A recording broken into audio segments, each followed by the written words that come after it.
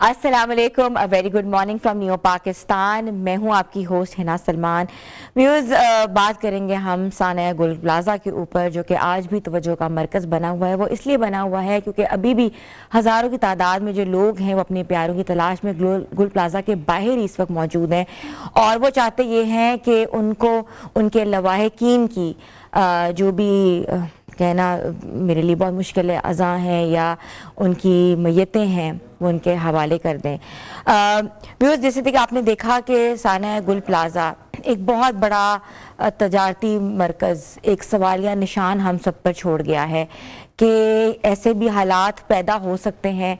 ये सब कुछ ऐसा भी हो सकता है कि एक मिनट पर आंख झपकते हुए कि लोगों की जिंदगियां ही निकल गया है, उनके हंसते बसते घर ही जो हैं वो उजड़ कर रह गए हैं। और हमने सोचा कि आज हम थोड़ा सा डिटेल में बताएं कि इमोशंस कितने मैटर करते हैं। तजारती मराकज़ था, बिज़नेस हब था, पूरी दुनिया में बिज़नेस सप्लाई होती थी।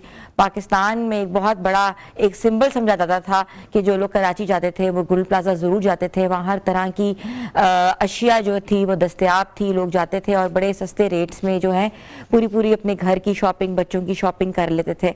तो शॉपिंग के साथ साथ, बिज़नेस के साथ साथ जो इमोशनल्स टूटे हैं, जो एक हमने सबक सीखा है, वो ये सीखा है कि एक कहते हैं ना, पलक झपकते हुए लोगों की जिंदगियां ही उजड़ गई हैं। सोशल मीडिया पे बहुत सी वीडियो वायरल हो रही है। एक बाप की फरियाद आपने कल सुनी, जो एक वीडियो वायरल हुई है कि मेरा बेटा बहुत खूबसूरत है, ये प्लीज़ जल्दी से मलबा उठा दो, वो नीचे से निकल आएगा।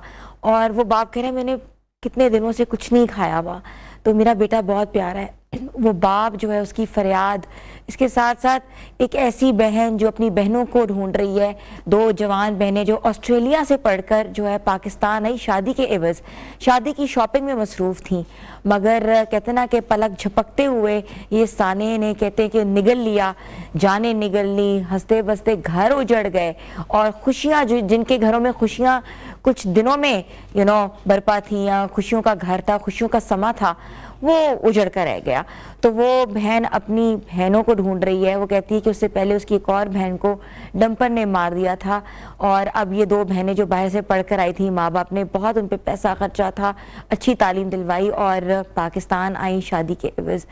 और इसके साथ साथ देखा कि एक फैमिली जो थी, जो कि बहुत बड़े कंपनी के CEO थे, उनकी फैमिली, उनका बेटा, उनकी वाइफ, वो भी इस वक्त जो है वो नहीं मिल रही, लापता हैं। उसके साथ साथ शनाख्त नहीं हो पा रही। मैयतें जो हैं वो इतनी कहते ना कि ख़राब हालत में है, सिर्फ इस वक्त हड्डियों का ढांचा है, और नहीं पता लग सकता कि ये DNA हो पाएगा, नहीं हो पाएगा, किसका दांत है, किसके बाल हैं, किसकी खोपड़ी है। अल्लाह ताला इस वक्त से सबको महफूज रखे हमें। और अगर हम DIG साउथ के मुताबिक अगर हम बात करें तो दुकानदारों ने पहले ही कहा था कि मेज़नाइन फ्लोर पे सबसे ज़्यादा लोगों की तादाद मौजूद है। जो क्रॉकरी सेक्शंस था, क्रॉकरी की दुकान में से जो है 30 लाशें जो हैं वो बरामद हुई हैं, और वो लाशें जो हैं बहुत खस्ता हाल में इस वक्त बरामद हुई हैं। हमने देखा कल जिस तरीके से जो वहाँ के लोग जो थे वो जिसमें ईदी थे, जिसमें ईदी फाउंडेशन के साथ साथ जो थे रेस्क्यू हुकाम के हवाले जो किए हैं, वो पोटलियों के अंदर अज़ा जो है वो डाल के जमा करके जो है वो दे रहे थे। इसके बाद ये भी लोगों की फरियाद थी कि हम अपना DNA कहाँ कराएं। वो कोई हमें कहता है वहाँ जाओ, कोई हमें कहता है इस इदारे में जाओ, कोई हमें कहता है जनाब में जाओ, तो कहाँ जाएं? हमारे लवाहिकीन के DNA के सैंपल से हम कहाँ अपने सैंपल जो है मैच करें?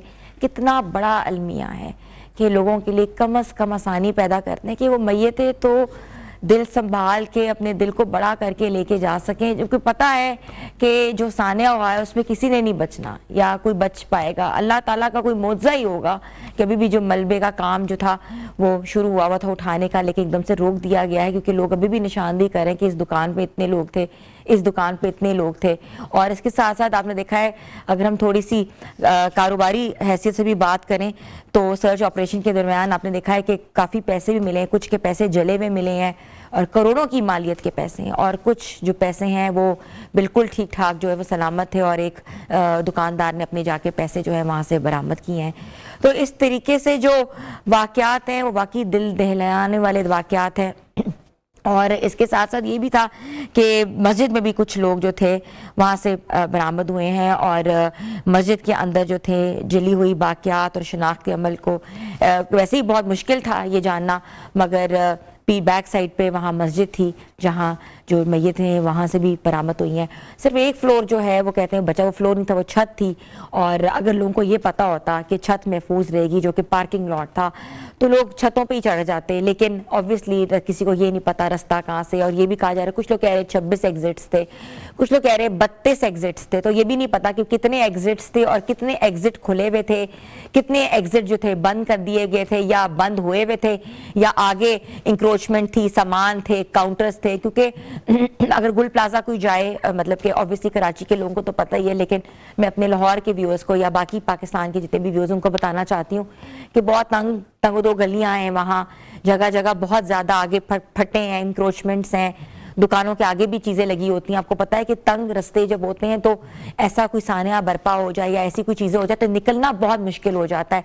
और ऑब्वियसली दुकानदार हैं या वहाँ के जो मालिक हैं उनको तो पता है ना कि रास्ता कहाँ से बाहर निकलने का है, मगर जो आम आवाम है जो कि शॉपिंग के एवज से आई हुई है, जो कि अपने ख़रीदारी में मसरूफ़ है, उनको कैसे पता लगेगा किसी का बच्चा कहाँ है, कोई बच्चे के साथ है, कोई अपनी हस्बैंड कहीं और खड़े हुए हैं, उनकी वाइफ जो है वो कहीं और शॉपिंग कर रही है। कैसे पता लग सकता है कि वो कहाँ आवाज़ दें, कहाँ जाएं? कोई फायर एग्जिट्स का बाकायदा जो है कहीं ना कहीं दराज होता है या बताया जाता है। तो आज हम इस नहज पे खड़े हुए हैं और ये सवाल जो है इदारों से भी है और हम सबसे भी खुद है कि जो लोग जो हैं, जो प्लाजा मालिकान हैं या जो लोग शॉपिंग के बस बड़े बड़े मॉल्स में जाते हैं, तो क्या करना चाहिए? सबसे बड़ी बात है तरबियत देनी चाहिए, अवेयरनेस पैदा करनी चाहिए, बताना चाहिए लोगों को। जैसे कि हम जहाज़ में बैठते हैं तो एक इमरजेंसी एग्जिट होता है, वहाँ कभी भी नशिस्त नहीं दी जाती। अगर किसी को दी जाती है तो वो बहुत महंगी दी जाती है। और ये भी कहा जाता है कि in case of exit emergency जो होती है, आपने जो है अगर आपके पास आता है फ्लाइट लेफ्टिनेंट, तो लोग उसको बताते हैं कि भाई अगर खुदा ना खास्ता कोई मसला हो जाएगा तो आप जहाज का ये जो चीज़ है ये खोल पाएंगे, ये ब्रेकर आप इस तरह कर पाएंगे, वो आपको बताते हैं। जिस तरह बाकायदा तरबियत दी जाती है। तो इस तरीके से हमने देखा कि कितनी वीडियोस आई हैं जिसमें लोग जो है रास्ता ढूंढ रहे हैं, इतना अंधेरा है, धुआं इतना ज्यादा है, और वो वीडियो जो है हादसे के वक्त की है। खासतौर पे बेसमेंट की एक वीडियो सामने आई है जिसमें सीढ़ियों के सामने जो है बहुत ज्यादा आग है और लोग एकदम से इकट्ठे हो रहे हैं। और दूसरी एक और बात जो है, ये एक इंपॉर्टेंट चीज है, जब भी ऐसा कोई वाकया हो तो अपने आप को अपने बंद नहीं रखना। आप लोगों ने बिल्कुल बंद नहीं रखना। आप लोगों ने कोशिश करनी कि खुले आसमान तले चले जाएं या कोई ऐसी जगह जहां आपको ऑक्सीजन मिल रही हो, क्योंकि हमें क्या पता कुछ लोग वाकई बेहोश हो गए हों, धुएं से बेहोश हो गए हों, और उसके बाद जाहिर है जब आग ने पूरी हर जगह अपनी लपेट पे लिया तो आग में झुलस गए हों। तो लोग कराची के जो हैं वाकई जिंदा झुलसे हैं, और ये कोई छोटी बात नहीं है। हम रोज़ इस आने पे बात कर रहे हैं क्योंकि हमारे दिल गमगीन है, हमारी आंखें उन लोगों पे लगी हुई हैं, हम दिल बर्दाश्ता हैं और हम चाहते हैं कि हम उनके गम में बराबर के शरीक हो। ऐसे ये गम खाली कराची का नहीं है, गम पूरे पाकिस्तान का है। और हुकूमत का भी काम है जो इंश्योर किया जाए कि ऐसी बिल्डिंग्स जो कि बड़ी तंग, जिनमें बड़ी तंग गलियां हैं, तंग बिल्डिंग्स हैं या तजारती मराकज़ हैं कई सालों से चल रहे हैं, तो हुकूमत इसको इंश्योर बनाए कि उन मरकज़ों का बाकायदा जो है मुआयना हो, उनके एग्जिट पॉइंट्स का मुआयना हो और उनको लेटेस्ट इक्विप्ड किया जाए, लेटेस्ट मटेरियल उन पे लगाया जाए। क्यों नहीं? कल हमने देखा कि सीएम पंजाब साहिबा मरीम नवाज साहिबा ने इस चीज़ को तमाम डीसीओस को इंश्योर करवाया और कहा भी है, उनसे कहा है कि मैं मालूमात लूँगी जितनी तमाम बिल्डिंग्स हैं उनकी फायर एंड सेफ्टी, उनको बाकी उनके स्टैंडर्ड्स जो हैं वो उनको रिपोर्ट दी जाए। तो ये छोटे छोटे कदम से हम सबक सीख सकते हैं। ये सबक छोटा सबक नहीं है, हमने बहुत बड़ा सबक सीखा है। और आज हम कहते हैं ना कि सानिया गुल प्लाजा, जो कि हम कभी सोच भी नहीं सकते थे, हमारी माएँ, हमारी नानी दादियाँ बिकॉज कराची से ताल्लुक़ रखते हैं तो जाती थी, शॉपिंग करती थी, मगर आज जो है वो प्लाजा नहीं है, वो लोग नहीं है, मगर वो रौनकें नहीं है, मगर हमारे दिल आज भी उसी प्लाजा को देख रहे हैं। छोटी सी ब्रेक पे जा रहे हैं, आप लोग हमारे साथ रहें।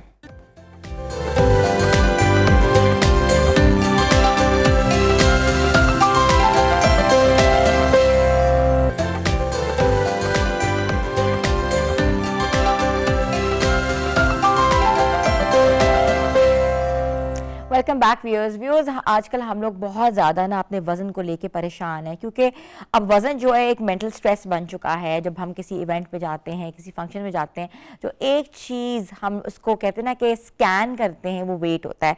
और किसी का वेट लॉस देख के हम उनसे पूछ रहे होते हैं, हाय तुमने कौन सी डाइट की थी, क्या खाया था, किस डॉक्टर के पास गई थी, कौन सा प्लान लिया था।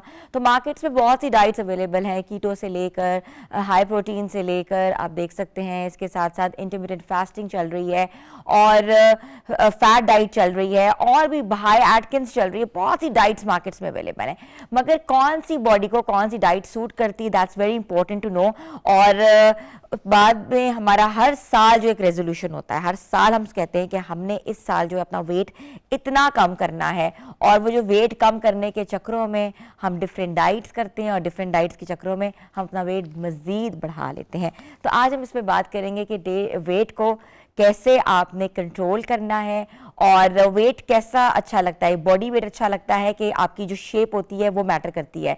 तो आज हमारे साथ दो जो हमारी न्यूट्रिशनिस्ट हैं, ईशल साकिब, जो कि पहले भी हमारे शोज़ का हिस्सा भी रही हुई हैं और बहुत सी डाइट्स के बारे में बता चुकी हैं, मगर आज भी हमारी रहनुमाई फरमाएंगी। अस्सलाम वालेकुम। वालेकुम सलाम। कैसी ईशल? मैं ठीक हूँ, आप कैसी हैं? ठीक ठाक। अच्छा ईशल, हमारा न्यू ईयर रेजोल्यूशन था वेट लॉस।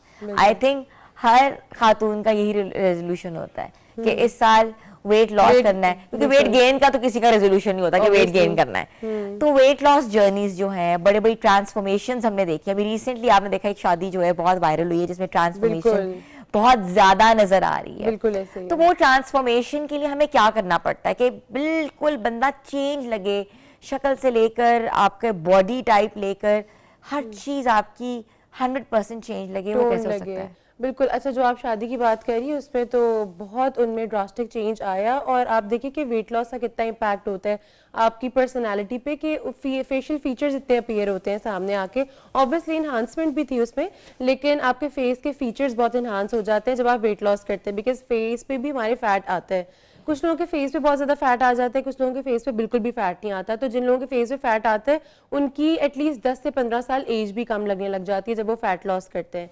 अच्छा, उसमें इंपॉर्टेंट ये होता है कि फैट लॉस ही हो, वाटर वेट रिड्यूस ना हो या फिर मसल लॉस ना हो, बिकॉज उससे क्या होता है कि वेट लॉस दो तरह के होते हैं। कुछ लोग होते हैं जिनकी वेट लॉस करने के बाद बॉडी सैगी हो जाती है, स्किन ढलक जाती है और वो एजिंग की तरफ चले जाते हैं। और जो सही तरीके से वेट रिड्यूस कर रहे होते हैं उनकी स्किन प्लम्प रहती है और उनकी स्किन इस तरह यूथफुल लगने लग जाती है, आप यंग लगने लग जाते हैं। तो दो तरह का वेट लॉस होता है। इसी तरह ही बहुत सारी सारे डाइट प्लान्स हैं मार्केट में। अब आप देखेंगे बहुत सारे इस तरह के मील प्लान्स भी मिल रहे हैं आपको, रेडीमेड मील्स मिल रहे होते हैं, या फिर आपको इस तरह के होम कुक भी बिल्कुल सप्लाई करते हैं। उसके बहुत सारे लोग इस तरह के जो बहुत अच्छा काम भी कर रहे हैं, जो कि प्रॉपर सप्लाई कर रहे हैं। काफी वीडियो सुनी कि लोग, अभी भी एक वीडियो आई जिसकी ट्रांसफॉर्मेशन की हम बात कर रहे हैं, तो कहते हैं कि सिर्फ वो चाय और कॉफी पीती थी, तो पूरा दिन चाय कॉफी के बाद आपको लगता है वो डायबिटिक होती है कि उससे बॉडी के अंदर प्रॉब्लम्स नहीं हो सकती? कि बिल्कुल प्रॉब्लम्स हो सकती हैं। डायोरेटिक्स खाली आप देखिए कोई भी चीज़ है, अगर आप फॉर एग्जांपल खाली सिर्फ प्रोटीन ही स्टार्ट कर दें या सिर्फ चाय या कॉफ़ी ही स्टार्ट कर दें, उससे क्या होगा कि आहिस्ता आहिस्ता आपकी बॉडी जो है ना वो आपके न्यूट्रिएंट्स को डिप्लीट करती रहेगी, जो हमारे स्टोर्स हैं न्यूट्रिएंट्स के। आपकी स्किन को यूथफुल दिखाने के लिए सिर्फ खाना नहीं, उसके अंदर मौजूद न्यूट्रिएंट्स भी बहुत इंपॉर्टेंट होते हैं। जब आप रोटी चावल कोई भी प्रोटीन यानी चिकन मटन नहीं ले रहे, दूध नहीं ले रहे, आप डेयरी प्रोडक्ट नहीं ले रहे, तो आपकी स्किन पे उसका असर नजर आएगा। सिर्फ चाय कॉफी आपका वेट लॉस तो कर देगा, लेकिन वो बहुत अनहेल्दी फॉर्म होता है वेट लॉस का।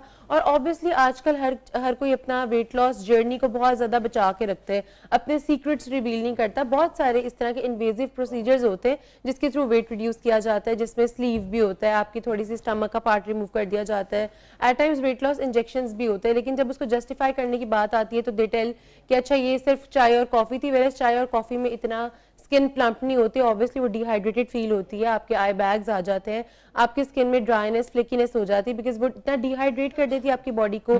प्लस आपकी स्किन में वो यूथफुलनेस नहीं शो होती। तो डेफिनेटली उसमें और भी प्रोसीजर्स यूज हुए जो वो ट्रांसफॉर्मेशन थी। उसके अलावा ऑब्वियसली गुड डाइट भी होगी, लेकिन चाय कॉफी वाला वो इम्पैक्ट नहीं था, बिकॉज चाय कॉफी के साथ बहुत एक डाइट जो हमने बहुत ज्यादा सुनी है, let's talk on the diets, liquid diet. 3 दिन बिल्कुल आप लिक्विड्स पे चले जाते हो और कार्ब्स प्रोटीन्स फैट्स आप बिल्कुल नहीं कंज्यूम करते। उसका कितना मेजर वेट लॉस देखने में आता है? अच्छा, वेट लॉस तो डेफिनेटली देखने में आता है। कोई भी फैट डाइट करेंगे उसमें आपको वेट लॉस ही नजर आता है तो वो प्रमोट की जाती है। लेकिन आप देखिए 3 दिन में अगर आप फॉर एग्जांपल 5 से 6 किलो आपने रिड्यूस कर लिए, लेकिन उसके बाद आपकी बॉडी बहुत बुरा बाउंस बैक करेगी। जो अगर आपने 5 केजीज रिड्यूस कर लिए तो आपकी बॉडी हो सकता है 6 to 7 केजीज गेन कर ले फर्दर, और वो वेट गेन ऐसी जगह पे होगा जहाँ पे आपकी बॉडी का डिपोजिशन पॉइंट है। फॉर एग्जाम्पल अगर आपकी एप्पल शेप बॉडी, आप ऊपर वाले पार्ट से ज्यादा वेट गेन करते हैं तो आपकी बॉडी के अपर पार्ट पे लगेगा, वेराज जो रिड्यूस हुआ होगा वो डिस्ट्रीब्यूटेड ही रिड्यूस हुआ होगा। इसी तरह अगर आप पेयर शेप बॉडी है, यानी आपका लोअर पार्ट जो है, हिप एंड थाइज है, वो हैवी है, तो आप देखेंगे कि आपका वहां से वेट सबसे ज्यादा वहीं जाके लग जाएगा। तो जो अनडिस्ट्रीब्यूटेड होता है या फिर जो प्रॉपर जो चैनल के थ्रू आप वेट लॉस नहीं करते, तो वो ऐसे पार्ट्स पे वेट बहुत जल्दी बाउंस बैक करता है, और वो जो वेट होता है उसमें सेलुलाइट्स भी होते हैं, जरा स्टबन फैट बन जाता है बाद में लेटर ऑन, क्योंकि आप अपनी बॉडी को इतना शॉक लगा रहे हैं, आप शॉक स्टेट में लेके जा रहे हैं, उसके बाद रिवर्स करते हैं नॉर्मल लाइफ में, फिर शॉक में लेके जा रहे हैं, तो ये बॉडी के लिए ओवरऑल भी अच्छा नहीं, हमारी हार्ट हेल्थ के लिए नहीं अच्छा। इसलिए सस्टेनेबल चेंजेस हो और ग्रेजुअली रिड्यूस हुआ हो तो उसका इम्पैक्ट ज्यादा देर रहता है, वो आप जल्दी गेन भी नहीं करते हैं। अच्छा, पहले कीटो भी बहुत ज्यादा इन थी, अब कीटो इतनी ज्यादा नहीं देखने में आ रही, बिकॉज उसके भी रिजल्ट्स आपने बताया, लोग कहते हैं कि फैटी लिवर्स का इशू आया और भी बहुत से इश्यूज उसमें आए हैं। तो आपको क्या लगता है जो इंटरमिटेंट फास्टिंग है, जो कि सारी डाइट्स को जिसने पीछे छोड़ दिया हुआ है, फाके जिसको कहते हैं, आप फाका करें 16 घंटे की विंडो या 14 घंटे की विंडो, उसके कितने बेनिफिट्स हैं? अच्छा, इंटरमिटेंट फास्टिंग एक तो दो तरह की पाकिस्तान में प्रमोट हो रही है। एक तो ओमैड है, जिस तरह 1 मील अ डे, वो भी एक इंटरमिटेंट फास्टिंग की ही फॉर्म है, लेकिन ओमैड में क्या होता है कि सिर्फ आप दिन में 1 मील ले रहे होते, वो अनहेल्दी फॉर्म है, उसको हम फाका कंसिडर कर सकते हैं। लेकिन अगर इंटरमिटेंट फास्टिंग की बात की जाए 16:8 की रेशो जो हम नॉर्मली कर रहे होते हैं IF, उसमें यह कि आपने दिन में 8 घंटे खाना है, जिसमें ये भी हो सकता है आप सुबह 12 बजे पहला मील लें और 8 बजे आखिरी मील ले लें। जनरली हमारी रूटीन यही होती है, अगर कोई बहुत अर्ली राइजर नहीं है तो वो नाश्ता 11-12 बजे ही करता है। तो इसमें हम प्रमोट करते हैं IF को, this is the most healthy form of weight loss, क्योंकि इसमें एक तो आपका पोर्शन बहुत ज्यादा आपको मैनेज नहीं करना पड़ता, टाइमिंग्स की वजह से आप बहुत ज्यादा वेट लॉस अचीव कर सकते हैं, प्लस ये एक हेल्दी लाइफस्टाइल की हैबिट भी आप कह सकते हैं। आपकी हार्ट के लिए बहुत अच्छी है, किडनीज के लिए बहुत अच्छी है, अगेन कोलेस्ट्रॉल लेवल्स को कम करती है। जो लोग डायबिटिक हैं या फिर इंसुलिन रेजिस्टेंट हैं उनके लिए बहुत अच्छी है। जिन लोगों को PCOS के प्रॉब्लम्स हैं, जो बहुत सारी लड़कियां वेट लॉस पे सफर कर रही होती हैं, चाहे जो मर्जी कर ले उनका वेट नहीं रिड्यूस हो रहा होता, लेकिन जब अपनी बॉडी को एक सेट टाइमिंग दे देते हैं 12 घंटों के बाद, यानी 12 घंटों का आपने फास्ट कर लिया है, उसके बाद जो एडिशनल आपके पास बोनस आवर्स है 4 घंटे, उसमें आपका वेट लॉस हो रहा है। और उसमें वेट कहाँ से जाएगा? एनर्जी, ऑब्वियसली आपको सांस लेने के लिए भी एनर्जी चाहिए, तो आपकी बॉडी में जो फैट के रिजर्व्स हैं वो उस पॉइंट में उनको बर्न करेगा एनर्जी के लिए, तो वो 4 घंटे बहुत क्रिटिकल होते हैं 16:8 की रेशो में। तो ये सबसे best form of weight loss है, ये अचीवेबल है, मेंटेनेबल है। अच्छा, मैंने सुना है कि इससे हार्मोन्स भी बेहतर होते हैं। बिल्कुल इस तरह ही है। PCOS के कोई मसाइल हो या आपके कोई और भी इंटरनल हार्मोनल इशू हो तो वो भी बेहतर हो जाते हैं। बिल्कुल ऐसे ही है, आपकी बॉडी के हार्मोन्स को रेगुलेट करने में बहुत हेल्प कर रहा होता है ये, क्योंकि अगेन आपने बॉडी को एक टाइम फ्रेम दे दिया, प्लस आपका जो फैट है बहुत ज्यादा कल्प्रेट होता है बीमारियों के लिए। आपकी अगर फैटी लिवर है तो उससे भी ये कम करेगा। एट टाइम्स लोग जो होते हैं, जो अक्सर आप देखेंगे कि कोई ट्रांसप्लांट के भी पेशेंट्स हैं, लिवर ट्रांसप्लांट या किडनी ट्रांसप्लांट, अगर उनकी फैट बहुत ज्यादा अपीयर हुआ है तो वो आपको नहीं करने देते, फिर आपको इंटरमिटेंट फास्टिंग पे ही रखा जाता है कि आपकी बॉडी ऑर्गन्स से अगर आपने फैट उतारना है तो उसमें भी सबसे ज्यादा यही बेनिफिशियल होता है। अच्छा, एक डाइट होती थी जो 21 डेज डाइट, आपको याद होगा पहले डॉक्टर्स देती थी 21 दिन का प्लान है, जिसमें आप बॉयल एग से शुरू करते हो, स्पिनच से शुरू करते हो, फिर ग्रिल्ड चिकन पे आते हो, फिर बीन्स पे आते हो, फिर फिश पे आते हो, और कार्ब्स बिल्कुल हल्के हल्के हल्के स्लोली आप अपने ऐड ऑन करते हो। तो क्या वो फायदेमंद है? अच्छा, 21 डेज की अगर बात की जाए और उसमें कार्ब्स अगर बिल्कुल खत्म कर दिए जाए तो अगेन वेट तो अचीवेबल है। हमने बहुत ज्यादा इंटरव्यूज में भी सुना होगा, सेलिब्रिटीज वेट लॉस ट्रांसफॉर्मेशन में सबसे पहले आगे कहते हैं रोटी चावल हमने छोड़ दिया, आलू रोटी चावल तो चीनी, रोटी चावल, एग्जैक्टली ये सब चीजें, वो बेसिक एक टर्म रोटी चावल कंसिडर की जाती है कि ये छोड़ देंगे तो वेट रिड्यूस हो जाएगा। उसकी जगह अक्सर कर लेते हैं, आप क्या खाते हैं जी? ओट्स खाते हैं, हम पॉरेज खाते हैं। अच्छा, लोगों में कंफ्यूजन ये होती है कि पॉरेज, ओट्स और ये जितनी भी चीजें आप ले रहे हैं हाई फाइबर है, लेकिन ये भी कार्ब्स ही है, तो आप कार्ब्स क्विट नहीं करें, आप सिर्फ अपने ब्रेन को ट्रिक करें कि रोटी नहीं खाऊंगी। अच्छा, गुड कार्ब्स और बैड कार्ब्स का भी तो चक्कर होता है। बिल्कुल होता है। गुड कार्ब्स ये कि फॉर एग्जांपल अगर आप खा रहे हैं fried potato, that is also carbohydrate, लेकिन वो बैड कार्ब्स हैं। इसी तरह अगर आप बात करें मैदा, तो वो बैड कार्बोहाइड्रेट्स है। चीनी जो है उसके अंदर बैड कार्बोहाइड्रेट्स है, लेकिन गुड कार्बोहाइड्रेट्स ये हैं कि व्हीट है, यानी कि होल व्हीट है, अगर आप वो डेली बेसिस पे खाएं तो आपका वेट रिड्यूस हो जाएगा। उसमें ये कि आपने कार्ब्स की फॉर्म फॉर्म चूज कर लिया। हम लोग क्या करते हैं कि हम लोग एक set, for example online diet plans देखिए, अक्सर ये होते हैं कि वेस्टर्न कंट्रीज के होते हैं, उसमें ओट्स का ओट मील है, पॉरेज है, या फिर वो ऑलरेडी जो है आप ओवरनाइट ओट्स बना के रख लेते हैं और लोग उसको ग्रेनोला लेते हैं। बार्स हैं, बहुत ज्यादा चल ग्रेनोला रही है हैं। बिल्कुल, हाँ। और लोग रोटी चावल क्विट कर देते हैं। वेराज एक चीज को अंडरस्टैंड, बेसिक अंडरस्टैंडिंग है कि ओट्स भी कार्बोहाइड्रेट्स हैं और रोटी भी कार्बोहाइड्रेट्स हैं। आपने अपने रीजन, अपने ईटिंग पैटर्न के अकॉर्डिंगली एडजस्ट करना है तो आप रोटी खा सकते हैं। तो कंप्लीटली क्विट नहीं करना। जो 21 डे डाइट प्लान की आप बात करी, उसमें भी अगर रोटी क्विट की है तो वो अगेन वेट लॉस तो अचीव करेगा, टेम्परेरीली आपकी हेल्थ पे भी कोई इंपैक्ट नहीं आएगा। लेकिन अगर आप उसको कंटिन्यू करते हैं तो ऑब्वियसली आपकी किडनीज में सबसे ज़्यादा इशू आता है, बिकॉज बहुत ज़्यादा एक्सेसिव जो प्रोटीन होती है वो आपकी किडनीज की फंक्शनैलिटीज़ को डिस्टर्ब करती है, यूरिया लेवल्स को बढ़ा देगी, ब्लड यूरिया लेवल्स को बढ़ा देगी, प्लस जो आपकी बॉडी में प्रोटीन जो है फ्लश आउट होने लग जाएगी ऑब्वियसली, और प्रोटीन लोड आता है किडनीज पे, जिसकी वजह से इन अ लॉन्गर रन प्रोटीन की वजह से किडनीज डैमेज होने के चांसेस ज़्यादा होते हैं। ठीक है। अच्छा, हाई प्रोटीन डाइट जो होती है जिसमें बिल्कुल आप चिकन लेते हो या बीफ लेते हो या फिश लेते हो जिसमें प्रोटीन होती है, वो कैसी डाइट है? अच्छा, हाई प्रोटीन डाइट में भी अगेन आप कार्बोहाइड्रेट्स जरूर इंकॉर्पोरेट करें। हमारे पास 5 फूड ग्रुप्स हैं, उनको 5 के 5 को आपने इंकॉर्पोरेट करना है, जिसमें अगेन कार्बोहाइड्रेट्स हैं फर्स्ट फूड ग्रुप, जिसमें रोटी चावल आता है, उसके अलावा ओट्स भी उसी में कंसिडर होते हैं, मैदा भी उसी में कंसिडर होता है, आपने चूज करना है वाइजली। दूसरी बात है प्रोटीन आपने लाजमी लेनी है, यानी कि चिकन, मटन, फिश, बीफ। लेकिन आप एक चीज़ को मेक श्योर करें कि जो मटन और बीफ होता है उसमें फैट का बहुत ज़्यादा हाई लेवल होता है। इस तरह जो प्रोटीन डाइट फॉलो करते हैं उनमें कोलेस्ट्रॉल बहुत ज़्यादा हाई रहने के चांसेस होते हैं। फिर तीसरा फूड ग्रुप आपने इंकॉर्पोरेट करना है, दैट इज फ्रूट्स। वो आपने लाजमी लेने हैं, फ्रूट्स भी इंपॉर्टेंट है, अगेन 2 पोर्शंस अ डे आपने लेना है। फिर वेजिटेबल्स की बात की जाए तो आपने वो बहुत ज़्यादा सरप्लस क्वांटिटी में लेनी है, बिकॉज अगेन उसमें कैलोरीज बहुत कम होती है, 25 किलो कैल होती है एक कप में डाइस्ड। तो आप देखें बहुत कम कैलोरीज, अगर कुक की बात की जाए तो 50 किलो कैल होती है, तो वो भी इंकॉर्पोरेट करना है। फिर डेयरी भी ज़रूर कंज्यूम करनी है, बिकॉज कैल्शियम का बड़ा एपिसेंटर होता है जो है ना डेयरी, उसमें एक दूध है, कुछ लोग लैक्टोज इंटॉलरेंट होते हैं, उसमें और भी फॉर्म्स हैं, वो भी आपने लेना है। अगेन फिर फैट भी आपने लेना है। अच्छा, हम फैट से बहुत घबरा जाते हैं, हम कहते हैं ऑयली हमने लेना, हमने जो है नॉर्मल, हम देसी घी की तरफ आ रहे होते हैं एट टाइम्स, जबकि देसी घी अनसैचुरेटेड फैट है। जो वेजिटेबल ऑयल आपको सीड से मिलता है दैट इज ऑल्सो हेल्दी, बस आपने उसकी रेंज नॉर्मल लेनी होती है, बहुत ज्यादा नहीं। अच्छा ईशल, बाउंस बैक आपने बताया कि अक्सर जो वेट अगर हम वापस खाना शुरू करते हैं तो वेट बाउंस बैक होता है और विद इन 2 वीक्स पता लग रहा होता है यार यहाँ से तो वेट वापस आ रहा है। अच्छा, मुझे एक और बात बताएं कि उसको हम कैसे कर्व कर सकते हैं। फिर मैं आपसे पूछूंगी कि बॉडी वेट और शेप दोनों में से कौन सी चीज़ को चूज करना चाहिए? अच्छा, जो बाउंस बैक हो रहा होता है ना, उसमें सबसे ज़्यादा इंपॉर्टेंट ये है कि आप महीने में 4 से 5 किलो रिड्यूस करें, लेकिन वो 4 to 5 kg सिर्फ स्केल पे होगा, जो आपकी बॉडी पे विजिबल रिजल्ट होगा वो बहुत ज़्यादा होगा। आपने सुना होगा लोग कहते हैं कि हमारा बॉडी वेट नहीं कम हो रहा, हमारे इंचेस कम हो रहे हैं, तो ये तो बड़ी अच्छी बात है। आपकी बॉडी वेट में आपकी हड्डियों का भी वेट है, वाटर वेट भी है, मसल वेट भी है। अगर आपकी बॉडी में इंचेस कम हो रही है यानी फैट कम हो रहा है। आपको पता है 1 पाउंड ऑफ फैट की बहुत ज़्यादा वॉल्यूम होती है, तो जब पाउंड्स में फैट कम होता है ना तो उसमें ये कि आपका विजिबल रिजल्ट नजर आता है। दूसरी बात अगर की जाए कि बॉडी वेट या बॉडी टाइप, तो अगेन डिपेंड करता है। अच्छा, अब हम फॉर एग्जांपल हमारा कल्चर वेस्टर्न नहीं है, तो हमारे यहाँ पे लड़कियां जो है ना, वेस्टर्न कल्चर में क्या होता है कि आपकी पेयर शेप बॉडी हो तो वो ऑब्वियसली बहुत ज्यादा ऑब्वियस होती है, तो उसमें ड्रेसअप आपको डिफरेंट करना पड़ता है।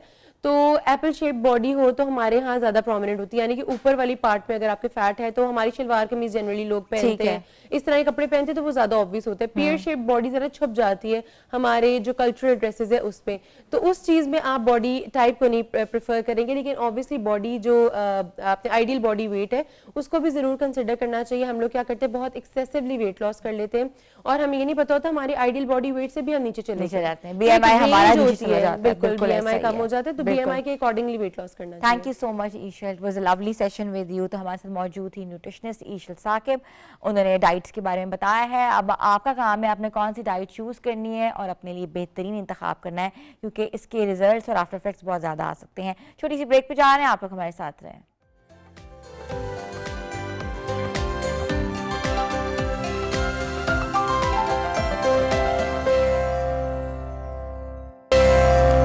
Welcome back viewers. आज हम बहुत एक इंपॉर्टेंट इशू पे बात करने जा रहे हैं जो कि रिलेटेड है नौजवानों से। नौजवानों के लिए सबसे बड़ा चैलेंज होता है कि डिग्री कैसे परस्यू करें, कौन से एजुकेशनल इंस्टीट्यूशन में जाएं। मगर एजुकेशनल इंस्टीट्यूशन में एक सबसे बड़ा जो खतरा पेश आ रहा है, जो कि एक लानत है, वो है ड्रग्स की। और आपने देखा है कि मंशियात की रोकथाम के लिए स्पेशली जो है एक टास्क फोर्स भी बनाई है और एक खुसूसी तहरीक का आगाज भी किया है कि नशा अब नहीं।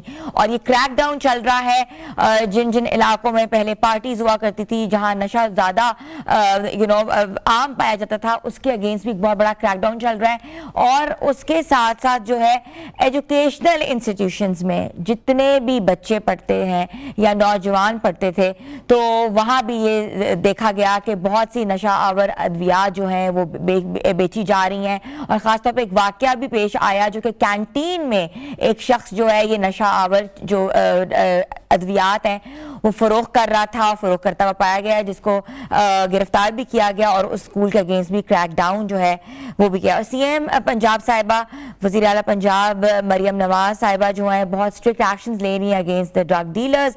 कंजम्पशन के ऊपर भी एक्शन है और इसके साथ साथ जो डील कर रहे हैं, जो कि सप्लाई कर रहे हैं, उससे सबसे ज़्यादा कड़ी सजा उनको दी जाएगी। और इसकी रोकथाम के लिए आज हम बात करेंगे और ख़ासतौर पर तालीमी इदारे और वालिदैन और हुकूमत मिलकर जो है वो नौजवान नस्ल को हम कैसे जो है इस मंशियात की लानत से बचा सकते हैं और कौन सी अवेयरनेस कैंपेन चलाने चाहिए।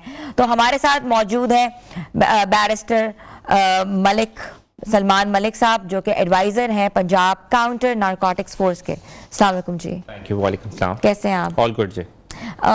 It's a very big topic to discuss.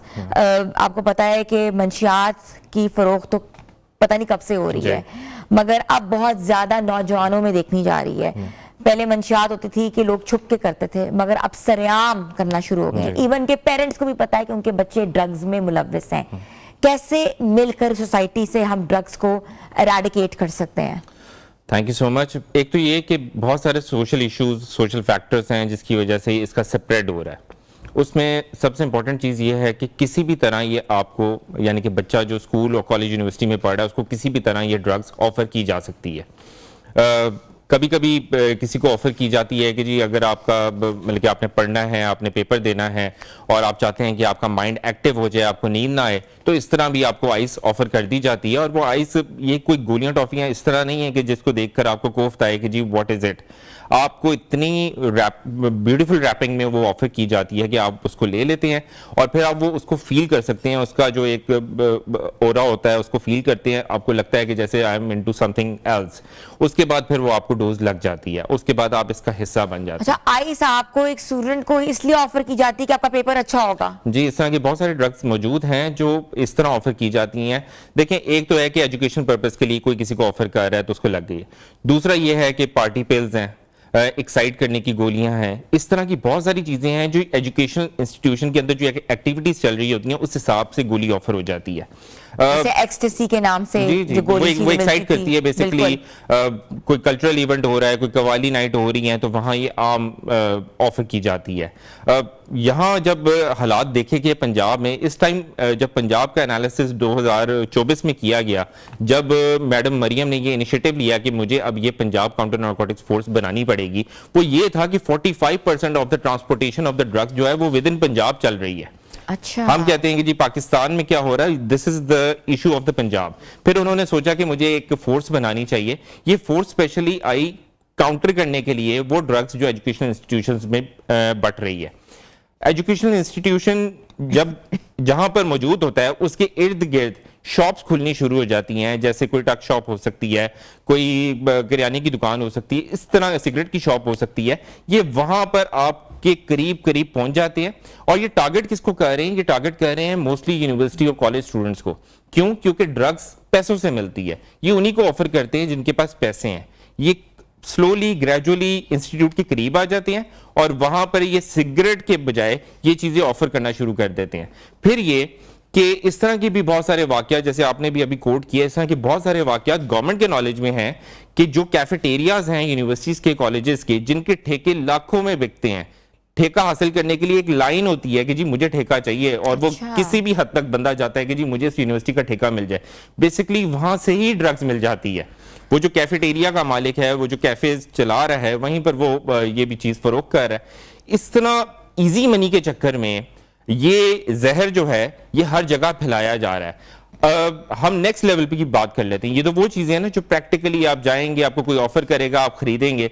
बहुत सारा क्रैकडाउन इस बात पे भी हुआ है कि एप्लीकेशन अवेलेबल है, आप मोबाइल पे ऐप डाउनलोड करें और उसके पे आप लिखें कि 1 ग्राम आपको चाहिए, 2 ग्राम चाहिए, तो राइडर आता है, जैसे फूड राइडर होता है, वो राइडर आपको घर में आके दे के जाता है। इस तरह के बहुत सारे राइडर्स जो अच्छा, हैं। थोड़ा सा मुझे फैक्ट्स एंड फिगर्स के बारे में बताएं कि पंजाब की आप बात करें तो पंजाब में कितना क्रैकडाउन हुआ है, कितने डीलर्स पकड़े गए हैं, और रोकथाम के लिए कहां कहां जो टास्क फोर्स जो है किन किन इलाकों में काम कर रही है?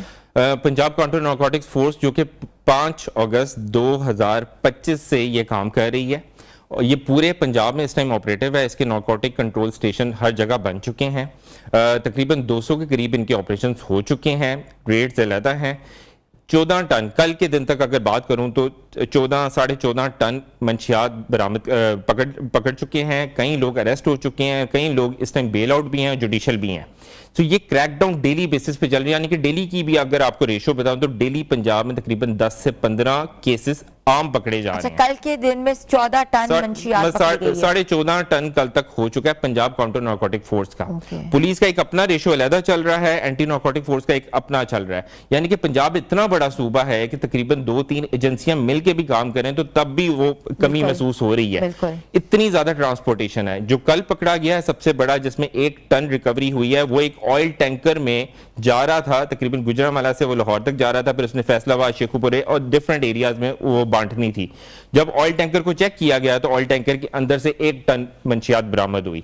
ये 1 टन मंशियात, अब ये है कि मंशियात आ कहां से रही है? The people used to ask the question, ये कहीं से भी आ सके। केपी से मोस्टली जो जितनी इंफॉर्मेशन आती है कि जी केपी से गाड़ी आ रही है, और कई जगह पर अब ये भी देखा गया है कि लोग उसको खुद अपने घरों में ग्रो करना शुरू हो गए हैं। अच्छा। ये जो इसकी फसल है, लोगों ने अपने टेरेस पे या छतों में ग्रो करनी शुरू कर दी है, क्योंकि 3 महीने में इसकी फसल ग्रो हो जाती है, और इससे उन्होंने पैसा बनाना शुरू कर दिया है इस जहर से। इसके खिलाफ भी क्रैकडाउन है, क्योंकि कल्टीवेशन भी जुर्म है, बेचना भी जुर्म है, और किसी को इस तरह ये जो जी डिस्ट्रीब्यूशन करना भी जुर्म है। अब ये है कि इस टाइम जितना मैडम मरियम के विजन के मुताबिक क्रैकडाउन किया गया है, जो एक बड़ी ट्रांसपोर्टेशन चलती थी कि जी वो 1 किलो 2 किलो आम जो शहरों में फरोख्त हो रही थी, वो अब सिलसिला रुक चुका है। कई लोग अरेस्ट हो चुके हैं। माइनर केसेस में अब ये सामने आ रहा है कि लोगों ने 1 किलो के बजाय वो पुड़ियां जो हैं उसके अंदर बिजनेस करना शुरू कर दिया है। अब उसके खिलाफ हमारे दो मिशन होते हैं, एक होता है काइनेटिक मिशन, एक होता है नॉन काइनेटिक। काइनेटिक क्या है कि हम ऑपरेशन कर रहे हैं, हमें इंफॉर्मेशन मिली है, रेड किया, बंदे को पकड़ लिया। नॉन काइनेटिक ये है कि पब्लिक को अवेयर किया जाए, डिमांड रोकी जाए। ये जो डिमांड है, इसकी वजह से वो लोग आ रहे हैं, इन तक ड्रग्स पहुंचा रहे हैं, लोगों को बताना चाहते हैं कि ये हर तीसरे घर में इस टाइम पहुंच चुकी है। आपके सर्कल में आप घूम लें, आपका ऑफिस का सर्कल, आपका फैमिली का सर्कल, कोई ऐसा जरूर आज के दिन में निकल आएगा जिसको ये ड्रग्स निकल आएगा, या कोई रिहैब में बैठा हुआ है। ये इसलिए है क्योंकि डिमांड नहीं रोक रही। लोगों को बताना बहुत जरूरी है कि ये एक गलत लत है और इससे जिस्म खत्म हो जाएगा, आपका खानदान तबाह हो जाएंगे, आप पर एक स्टिग्मा लग जाएगा। लेकिन यहां ये भी बताना बहुत जरूरी है कि अगर किसी को ये लत लग गई है तो आपने सामने आना है, बताना है, और उस बंदे का इलाज भी कराना है, उस बच्चे का इलाज भी कराना है। एजुकेशन इंस्टीट्यूशन के ऊपर आपको एक और बात बताऊं कि 2021 की HEC की पॉलिसी मौजूद है कि आपने सिगरेट और ड्रग्स पे काबू पाना है। लेकिन इंपॉर्टेंट ये है कि किसी यूनिवर्सिटी, कॉलेज, यूनिवर्सिटी में अब फोर्सेस जा सकती हैं विद HEC रिप्रेजेंटेटिव, वो साथ होंगे, अंदर जाएंगे।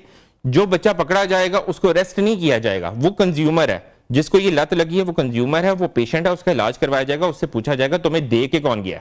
हमने सप्लाई चेन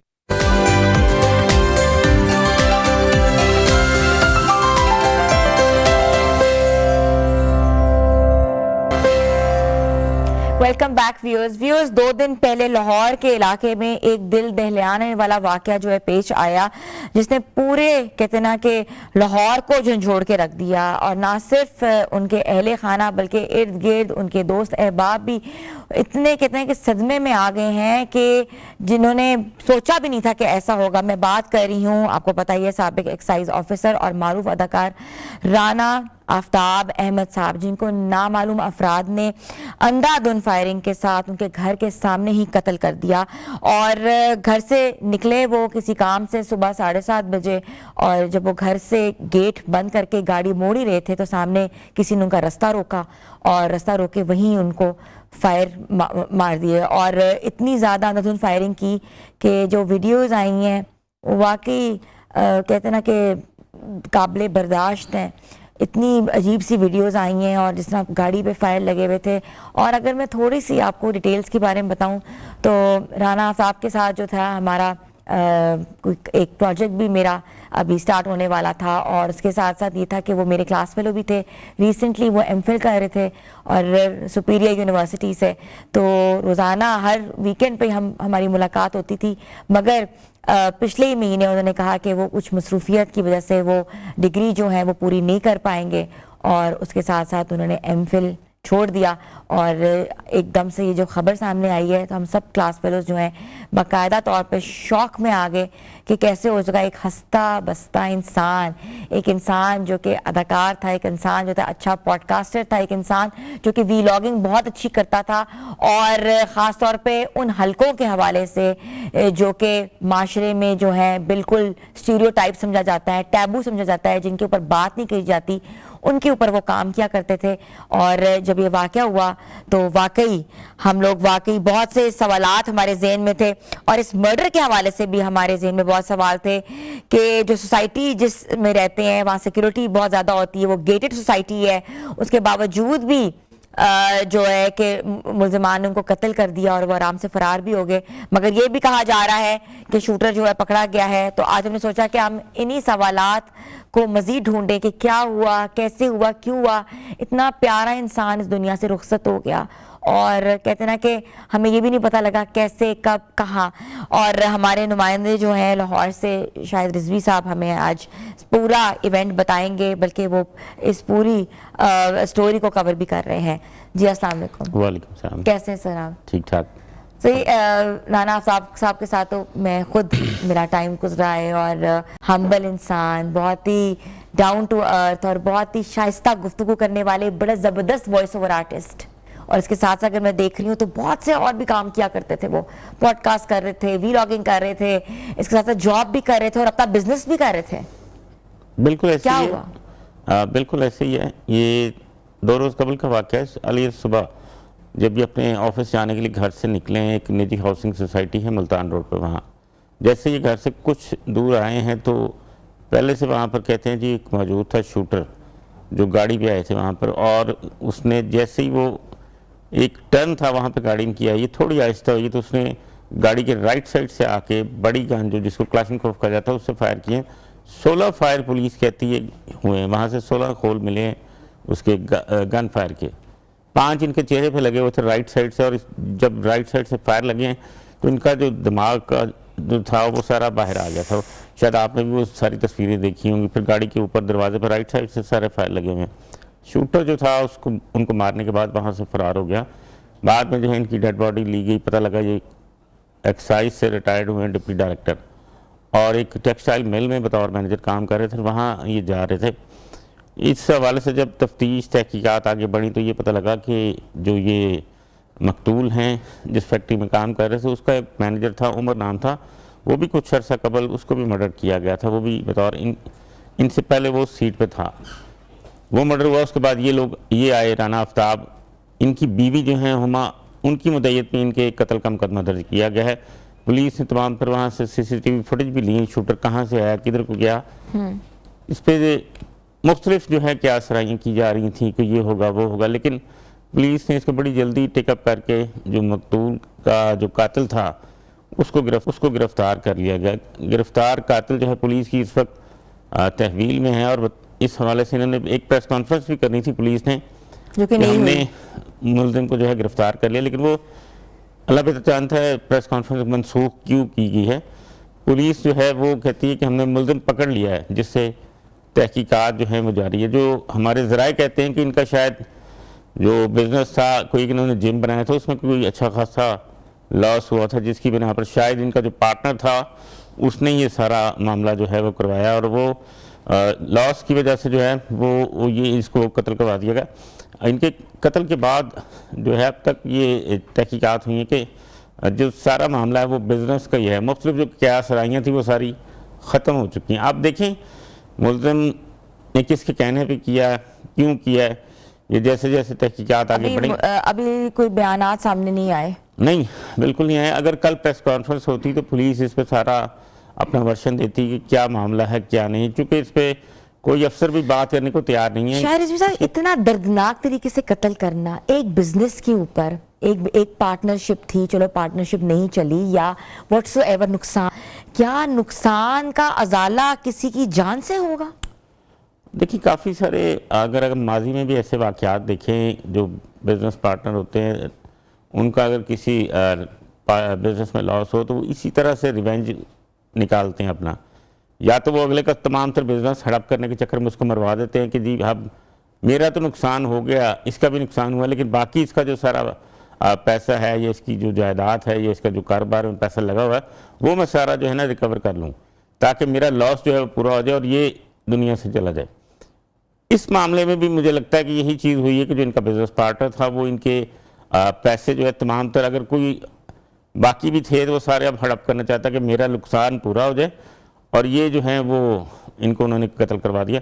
क्योंकि आपको पता किराए के कातिल जो हैं बासानी मिल जाते हैं, किसी को 50,000 दें, किसी को 30,000 दें, किसी को लाख दें, वो बंदा मार के फ़रार हो जाते हैं। इसमें भी यही सुनने में आ रहा है कि शूटर को हायर किया गया, उसने ये सारी जो है वारदात की और वो फ़रार हो गया था, और पुलिस ने जो है इसको गिरफ़्तार भी कर लिया और उससे तहकीकात जो है इब्तदाई वो हो भी नहीं, और उसने इस चीज़ को एडमिट भी कर लिया कि उसने कत्ल किया है।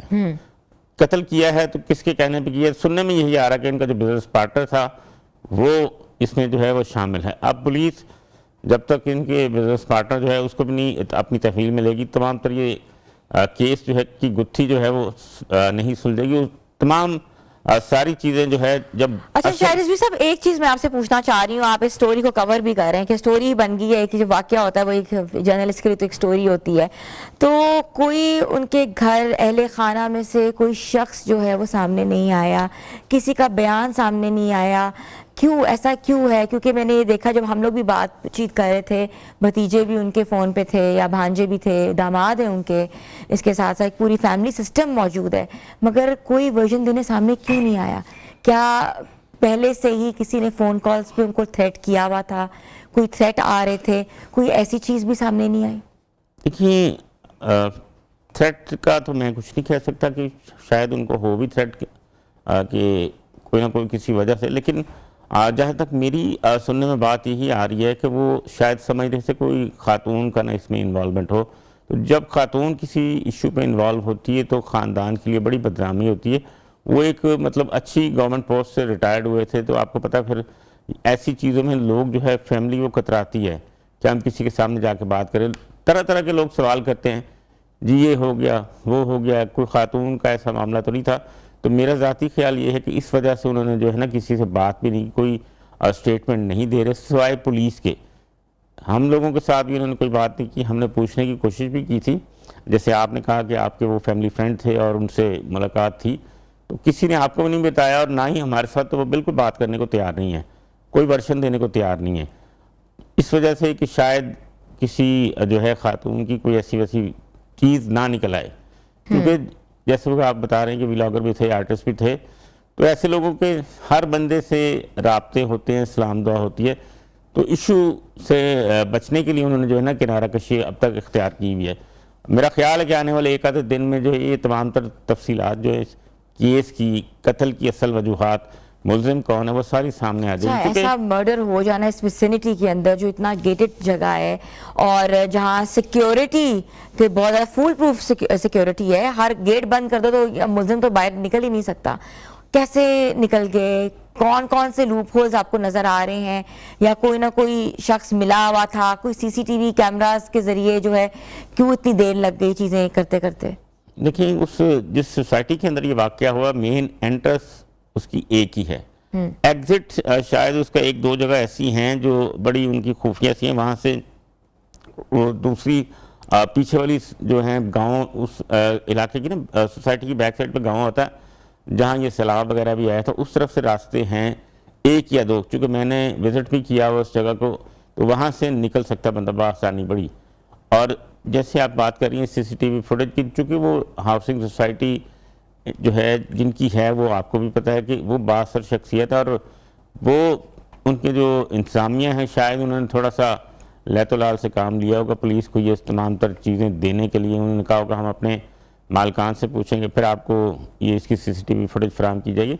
तो पुलिस ने फिर भी, मैं समझता हूँ कि बड़ी जल्दी जो है कातिल को जो है गिरफ्तार कर लिया है। जो इस वाक़े में मुलव्वस शूटर था उसको गिरफ्तार करके उससे तहकीकात भी कर रहे हैं और प्रेस कॉन्फ्रेंस भी कर रहे थे और बताना भी चाह रहे थे मीडिया को, और तमाम वो जिनको पता लगा कि ये कत्ल हो गए हैं साहब, तो इसकी तमाम तर जो है तहकीकात के हवाले से। लेकिन ना जाने फैमिली की तरफ से कोई इशू आया या पुलिस IAFS की तरफ से कोई ऐसी बात सामने आई कि वो प्रेस कॉन्फ्रेंस जो है वो रोक दी गई, तमाम तर तफसीलात जो हैं सामने आने से रोक दी गई हैं। आहिस्ता आहिस्ता जो है ना 1, 2, 4, 5 दिन के अंदर अंदर जैसे जैसे जिसका कोई ताल्लुक वास्ता होगा पुलिस के अंदर ज़्यादा, वो सारी तमाम तर चीज़ें आ जाएंगी। या जब पुलिस जो है इस मुलजिम को, जिसको शूटर को पकड़ा हुआ है, इसको रिमांड के लिए इसकी गिरफ्तारी डाल के जो है अदालत में पेश करेगी, फिर ये सारी तमाम तर चीज़ें निकल आएंगी कि इन्होंने राना आफ्ताब जो है उनको कत्ल क्यों किया।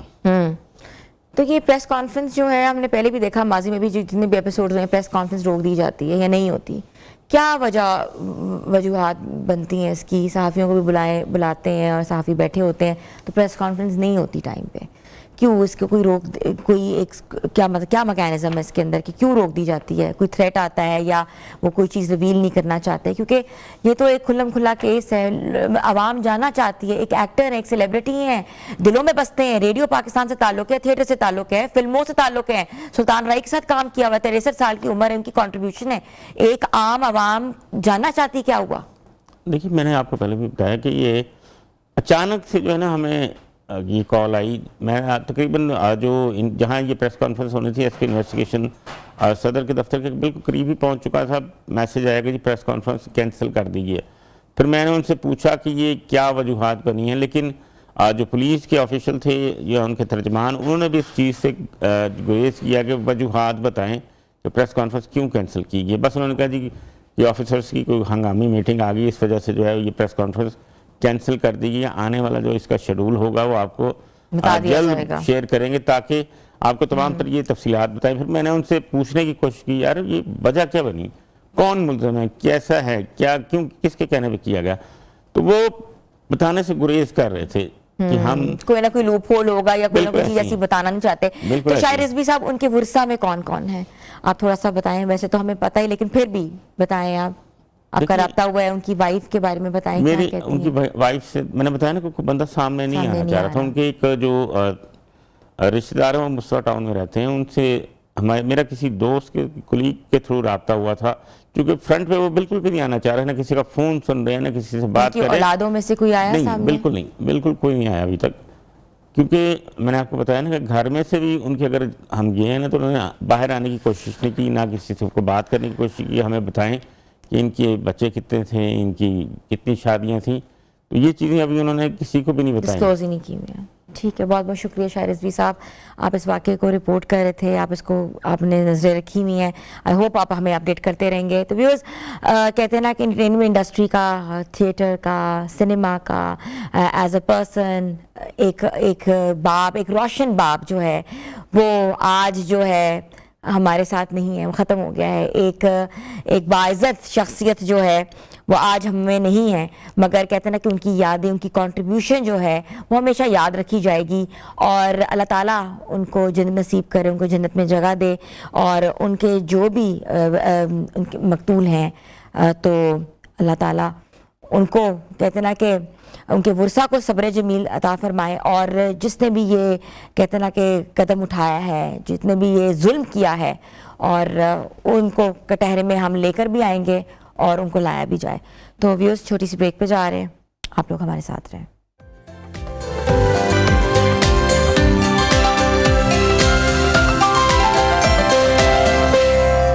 वेलकम बैक व्यूअर्स सोचा कि थोड़ा सा एंटरटेनमेंट का तड़का क्यों ना हो जाए, और ऐसा तो हो नहीं सकता कि जब एंटरटेनमेंट हो और म्यूज़िक ना हो। और म्यूज़िक में हमारे जो इमर्जिंग टैलेंट है, जो कि जेन जी म्यूज़िक के अंदर इनकॉर्पोरेट कर रहे हैं, जनरेशन जी के साथ साथ चाहते हैं कि म्यूज़िक का तड़का लगाएं ताकि उनको भी पता लगे कि पाकिस्तान में म्यूज़िक जो है वो किस तरीके से है, किस फॉर्म का म्यूज़िक है, और एक तरह से जो ब्रिज है वो पैदा हो सके। तो हमारे साथ मौजूद है इमर्जिंग टैलेंट रोमा शाह और उनका साथ दे रहे हैं मुनीब खान, जिनको मैं वेलकम करती हूँ। अस्सलाम वालेकुम। वालेकुम सलाम। कैसी है रोमा? बिल्कुल ठीक है। रोमा, जेनजी का म्यूजिक क्या होता है? जो हमारी इस वक्त करंट जनरेशन पसंद करती है, वो कौन सा म्यूजिक है? बेशक उनको ये होता है कि गाने जो है वो दुखी हों, लेकिन पीछे जो म्यूजिक है वो इस तरह का हो कि उस पे वो एंजॉय करते हैं। हाँ, एग्जैक्टली। हाँ। तो इस वक्त तो वही सारे चल रहे हैं म्यूजिक, और लोग एंजॉय भी कर रहे हैं, और स्पेशली अब वाली जनरेशन को तो बहुत पसंद भी आ रहा है। अच्छा, आपने जेनजी की बात की है तो आपने कहा दुखी म्यूजिक। हाँ। जेनजी और दुखी म्यूजिक दो अलग अलग चीजें नहीं है, वो उस दुख को समझ They सकते हैं। want दुखी लिरिक्स, बिकॉज वो तो ऑफ कोर्स सब रेजोनेट करते ही हैं। दुख तो सबकी जिंदगी में है, हाँ। जेन जी की ज्यादा है, बल्कि इनके हाँ, तो बचपन से शुरू इमोशनली होते स्टेबल हैं। ही नहीं है। इनके बचपन से शुरू होते हैं, लेकिन पीछे उनको म्यूजिक होता है कि इस तरह का हो कि हम उसकी बीट पे एंजॉय कर सकें। हाँ। सो वो उस चीज को भी एंजॉय करते हैं। हाँ। तो इस वक्त जितना मुझे Gen Z जेनजी music कहते है- हैं नो वन लव मी। बिल्कुल ऐसे ही। तो हमने सोचा कि आज हम थोड़ा सा जेनजी जनरेशन जी के म्यूजिक के ऊपर भी बात भी करें और सुने भी कि जेनजी म्यूजिक है कौन सा, क्योंकि हमारा म्यूजिक तुमको समझ नहीं आ सकता। हाँ। क्लासिकल, सेमी क्लासिकल, या ये एक बहुत फर्क जॉनरा के लोग हैं जो अभी तक वो गाने सुनते हैं ना, वो जगजीत या वो मेहदी हसन टाइप के, इसमें सॉफ्ट। अब वालों को होता है म्यूजिक तेज हो, म्यूजिक तेज हो, लिरिक्स हल्के हों, म्यूजिक तेज हो। हाँ, बेशक लिरिक्स आपके सैड सॉन्ग वाले भी हों या हैप्पी वाले भी हों, लेकिन म्यूजिक पीछे तेज होना चाहिए। ये वाली अच्छा, जनरेशन वो आजकल जो जेनजी वर्ड्स मैं देख रही हूँ बहुत ज्यादा सोशल मीडिया पे आ रहे हैं, जो कि हम नॉर्मली बोलते थे, लेकिन वो इस वर्ड को बहुत डिफरेंट समझते हैं। जैसे हाँ। 6-7 है, कितना कॉमन वर्ड है। अब मैंने पूछा कि 6-7 क्या कहते हैं, 6 and 7 means that you are not stable. 6 and 7 is not happy, is a happy word. तो क्या है ये 6 और 7? जेन जी ने अपनी ही तरह के वर्ड्स निकाले हुए हैं, इनकी अपनी ही कोई दुनिया है। म्यूजिक की भी लैंग्वेज अपनी है। इनके अपने ही डिलुलू है। हाँ, डिलुलू है, डिलूजनल वर्ल्ड ना। हाँ, डिलुलू। एंड बहुत डिफरेंट है ये जनरेशन है। हाँ। एटलीस्ट हम लोगों से तो बहुत डिफरेंट है। हाँ। हम बहुत ओबीडियंट और उस तरह के थे, ये वाले अपनी मर्जी करने वाले बच्चे हैं। ये भी वर्ड सही है मैंने भाई। सुना था, डिलुलू। हाँ।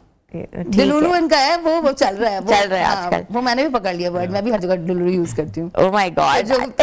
जो फैंटेसी वर्ल्ड में वो डिलुलू है। अच्छा रोमा, हम क्या सुना रही हैं बताएं थोड़ा सा हमें, हम भी जेनजी म्यूजिक सुने। मैं तो खैर सोच रही मैं थी- तो आपको जेनजी और जो थोड़ा सा नॉट एग्जैक्टली बहुत साल पीछे नहीं, लेकिन जो मेरे फेवरेट सॉन्ग्स हैं जो मुझे अच्छे लगते हैं, मैं उसमें से आपको जो सुनाऊंगी एक माही वे मुझे बहुत पसंद है, वो सुनाऊंगी। प्लीज आप सुनाएं साथ ठीक साथ है। ताकि हम इंजॉय भी करें।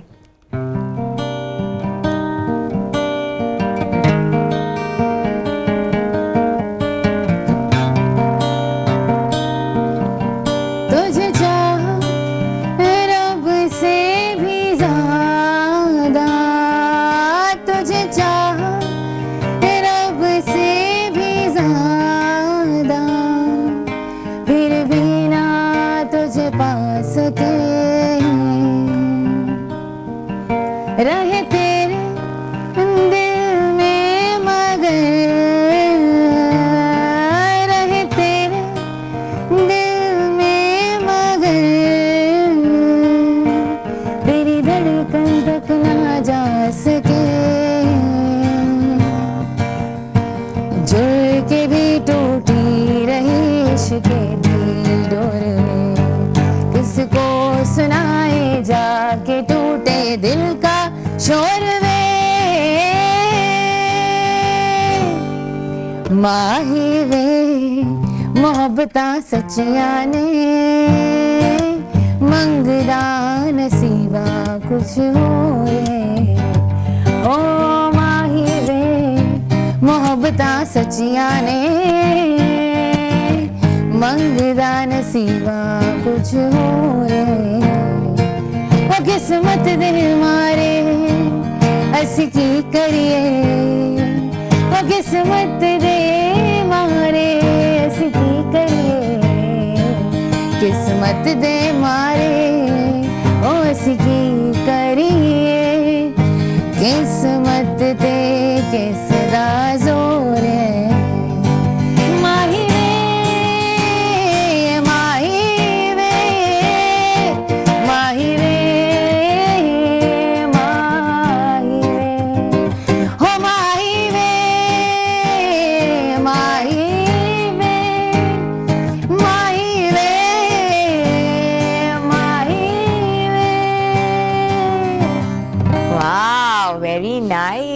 Thank very you. नाइस। बल्कि वही वाली बात है ना कि म्यूजिक नया है हाँ जी। और लिरिक्स हमारे ओल्ड हैं। हाँ, ऐसे बड़ा ही है। अच्छा आपने इसको कॉम्बो बनाया है। Thank you. अच्छा, आजकल म्यूजिक इंडस्ट्री में क्या हो रहा है? मुझे कुछ न्यूज़ बताओ, कुछ गॉसिप सुनाओ ना, क्या हो रहा है? ओपन माइक्स चल रहे हैं Open आजकल, mics चल जैमिंग रहे हैं, सेशंस बिल्कुल, हो रहे हैं, ऐसे ही है। कॉन्सर्ट्स बहुत ज्यादा हो रहे हैं।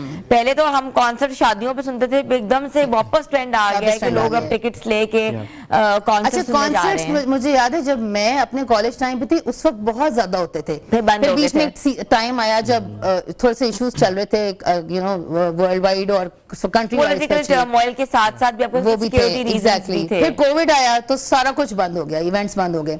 अब दोबारा से जो है, क्योंकि लोग डिमांड करते हैं, बैक टू बैक इवेंट्स हो रहे हैं, back to back people love entertainment. इसके अलावा आप देखिए कोई एंटरटेनमेंट की और सोर्स भी तो नहीं है ना कोई खास, तो लोग म्यूजिक और उसकी तरफ आते हैं। अब ज्यादा रुझान हो गया, plus Instagram, social platforms, TikTok, इन चीजों की वजह से भी ज्यादा लोग पसंद करते हैं कि म्यूजिक सुनने को मिले। It's also a therapy. तो आप लोग का ओपन माइक कहाँ हो रहा है? हमारा सैटरडे को है उसका पाइन एवेन्यू में। ठीक है, हाँ। वहाँ ओपन माइक हो रहा है। तो ओपन माइक क्या कॉन्सेप्ट है, थोड़ा सा कॉन्सेप्ट बताएंगे? ओपन माइक ये कि उन्होंने एक पूरा साउंड सेटअप किया होता है, माइक लगाया होता है, एंड जो ऑब्वियसली हम लोगों को तो उन्होंने पहले से बताया हुआ कि जी आप लोगों ने गाना है। उसके अलावा अगर कोई सिंगर है ऑडियंस में से कोई आना चाहे तो वो ओपन माइक होता है, you can come and perform.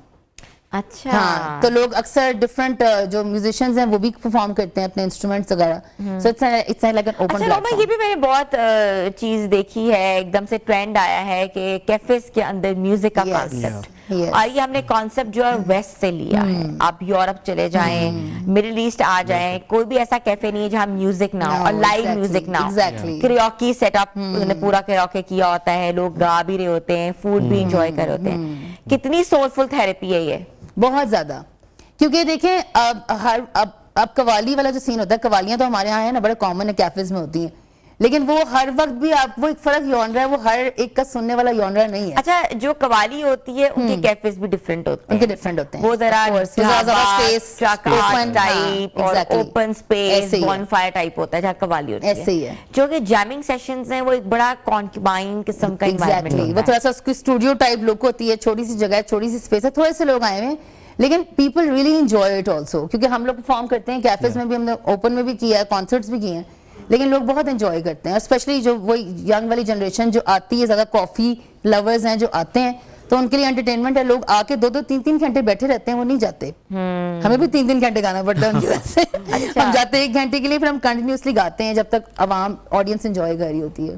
Munib, तो आप कैसे म्यूजिक में आए? क्या आपने सोचा कि why music and why did you choose कि आप इंस्ट्रूमेंट भी प्ले करते हैं, आप गाते भी हैं? सबसे पहले तो ये है कि मैं मैट्रिक से ही स्टार्ट कर दिया था, शौक था वैसे ही। तो मैट्रिक से उसके बाद पंजाब कॉलेज में आया, वहाँ पर इवेंट्स किए थोड़ा बहुत पीसी एंड फ्लैटीज़ में। उसके बाद फिर यूनिवर्सिटी ऑफ लाहौर में इवेंट्स हुए मेरे। उसके बाद फिर मैं टीचिंग की तरफ चला गया, ऐसे बैक टू बैक। Teaching? जी, अच्छा। Guitar teaching and piano, everything, music अच्छा, टीचर। आप इंस्ट्रूमेंट टीचर भी हैं? Yeah.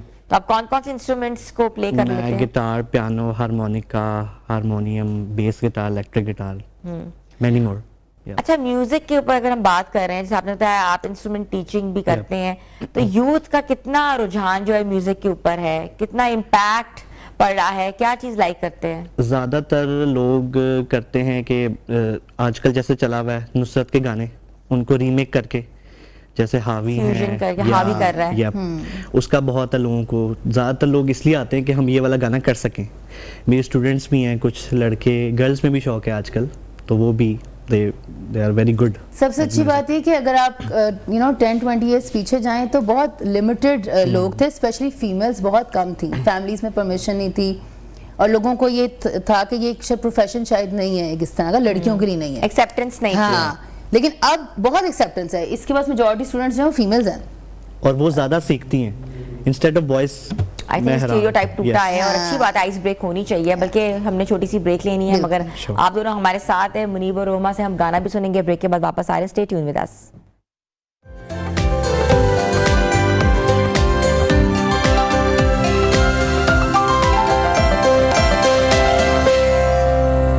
वेलकम बैक व्यूअर्स हमने सोचा कि हम आपको गाना लाइव सुनाएं और हमारे साथ रोमा हैं, हमारे साथ मुनीब हैं और हम चाहते हैं कि ज़्यादा से ज़्यादा सुने। जेनजी म्यूजिक जिस तरह फ्यूज हो रहा है वो भी सुने और आजकल जो जो म्यूजिक फैशन में है वो भी सुने। Over to you Munib. उनके अंदाज़े करम उन पे वो आना दिल का, उनके अंदाज़े करम उन पे वो आना दिल का। आए वो बात वो ज़माना दिल का। हाय वो बात वो ज़माना दिल का। ना सुना उसने तवज्जो से फसाना दिल का। ना सुना उसने तवज्जो से फसाना दिल का। और दुश्मन को भी अब ना लगाना दिल का। वो भी अपने ना हुए दिल भी गया तो से। वो भी अपने ना हुए दिल भी गया तो से। हाय वो बात वो ज़माना दिल का। उनके अंदाज़े करम उन पे वो आना दिल का। उनके अंदाज़। वाह जी वाह Munib, it's an excellent job done very nicely, बहुत अमेजिंग। तो ये ओपन माइक में हमें मिलेगा इंशाल्लाह। अच्छा ठीक है। अच्छा रोमा, मैं आपकी तरफ आऊंगी। रोमा, म्यूजिक आपने शुरू किया, आपका डार्केस्ट पीरियड ऑफ लाइफ था जब आप डिप्रेशन में थी। तो डिप्रेशन जो थी वो म्यूजिक से कर्ब हुई? बिल्कुल हुई। कैसे हुई? जो व्यूअर्स सुन रहे हैं तो आप उनको ये भी एक टिप दे रही हैं कि जिनको डिप्रेशन है, ये कोई एंजाइटी का शिकार है, वो म्यूजिक सुने। ऐसे ही है। आप देखें म्यूजिक की ना जो फ्रिक्वेंसी होती है वो आपकी कहीं ना कहीं हमारी body it's made up of water, it's made up of energy, frequencies. तो अगर हम थोड़ी सी साइंटिफिक उसको साइड पे भी देखें तो ये जो फ्रिक्वेंसी होती है म्यूजिक की वो इट हील्स यू ऑल्सो। अब आप बहुत गुस्से में, आपको इट्स सॉफ्ट म्यूजिक अपनी पसंद का सुने, आप रिलैक्स्ड फील करते हैं। तो the whole universe works on energies. Music की एनर्जी है, अच्छी कंपनी की एनर्जी है। You walk into a room, अच्छी कंपनी है, you walk into a place, वहाँ अच्छा म्यूजिक लगा हुआ है, एकदम से आप आपका मूड जो है अच्छा हो जाता है। तो ये है कि मेरे लिए तो it worked as a natural healer कि मुझे म्यूजिक इवन सिंगिंग करके इतनी मुझे लगता है मेरी थेरेपी हुई है। मुझे लगता है सारे हैप्पी हार्मोन्स जो ऑक्सीटोसिन और सारे मुझे चाहिए थे वो मुझे इससे मिले हैं। तो सिंगिंग, इवन गाने से भी आपकी थेरेपी होती है, सिर्फ लिसनिंग नहीं, even when you are singing. And I feel so empowered when I am singing. मुझे वहाँ से रियलाइज हुआ कि जिस तरह इसको पता है कि मेरा अक्सर जो मेरा बीपी हाई हुआ होता है, मैं इवेंट पे जाती हूँ, the moment I start singing मेरा पूरा ब्लड प्रेशर जो वो नॉर्मल हो जाता है। अच्छा, तो इट आई नो मुझे इस कदर जो थेरेपी है मेरी। तो मैं ऐसे कह रही हूँ कि भाई इवेंट आ रहा है तो शुक्र है, I am very happy I am here to sing because I know कि मेरी थेरेपी। अच्छा, म्यूजिक से हैप्पी हार्मोन्स जो हैं वो ट्रिगर हो जाते हैं। That's really nice to know. I want कि आप कोई डुएट करें इकट्ठे। ठीक है, व्हाई नॉट, क्योंकि it would be like more empowered and impact create होगा। डन। तो उसमें एक बार मैं कर लेती हूँ। हाँ मैं कर लेता हूँ, ठीक है। कोई बुलाए शुरू करती हूँ। हाँ जी, पर हाँ ठीक है। तेरे लिए बाजारी मैं, हाय तेरी हो सारी की सारी मैं हो, पर तेरे लिए बाजारी मैं। वाह वेरी नाइस, बड़ा अच्छा डुएट किया आप लोगों ने, बड़ी कोऑर्डिनेशन थी आप लोगों की, करते रहते हैं। अच्छा, क्या सोचा है, कौन सी एल्बम्स आ रही हैं, किस कवर्स पे काम कर रहे हो, इस चीज पे काम कर रहे बिल्कुल कर रहे हैं, बल्कि अभी हम बाहर बैठे हुए थे तो आपके ही चैनल में से किसी ने कहा कि ये हमने लिरिक्स लिखे हुए हैं, आप हमें गाना इसके ऊपर। हमने कहा ठीक है, आप हमें व्हाट्सएप करो, आपको लिरिक्स का पार्ट मिलेगा, हम गाना बनाते हैं। सो अभी एक गाना मेरा ऑलरेडी है जो बन रहा है, एक आध मुनीब के साथ हमने डुएट जो सोचा हुआ है, तो हम अभी उस पर जो है वो करके थोड़ा सा टाइम लगता है, कपल ऑफ मंथ्स आपको फिगर आउट करने के लिए, उसकी मेलोडी, उसके लिरिक्स। फिर ऑफ कोर्स हमने जेनजी को भी मद्देनजर रखना है, हाँ, नई जनरेशन है, ऐसी चीज जो सबको अच्छी लगे और फॉरन अट्रैक्ट करे, वो इस इंस्पिरेशन कौन है आप लोगों की? पहले मैं मुनीब की तरफ रुख करूंगी। Munib, who inspired you the most? अगर पाकिस्तानी म्यूजिशियंस की बात करें तो किसको सुनते थे सबसे ज्यादा? ज़्यादातर तो नुसरत साहब हो गए सबसे पहले, उसके बाद राहत फ़तेह अली खान, उसके बाद अली अज़मत फेवरेट माइन। उनके He has a different voice. या बहुत अच्छा, And he और changes आज- his voice ji ji, according to the आजकल भी situation. बहुत ज़्यादा उनके अब कॉन्सर्ट होने शुरू हो गए हैं अब, और एनी हैं और काफ़ी हैं, अच्छा, आपको कब पता होगा। सुनते हैं? Yeah. ठीक है। रोमा, आप?